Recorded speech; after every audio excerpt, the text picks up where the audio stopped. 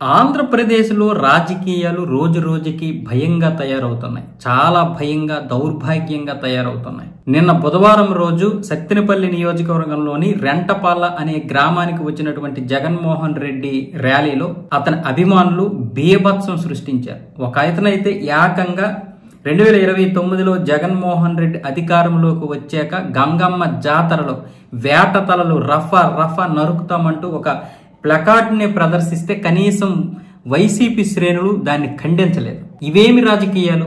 ఎంత హుందాతనం ఉండాలి రాజకీయాల్లో? ఇలాంటివే వైఎస్ రాజశేఖర రెడ్డిని అతపాతాళానికి పడిపోయేలా చేస్తున్నాయి. కనీసం ఆయనకి సలహాదారులు కావచ్చు, లేకపోతే మిగతా శ్రేణులు కావచ్చు, ఎవరూ కూడా ఇలాంటి వారిని కంట్రోల్ చేయలేకపోతున్నారు.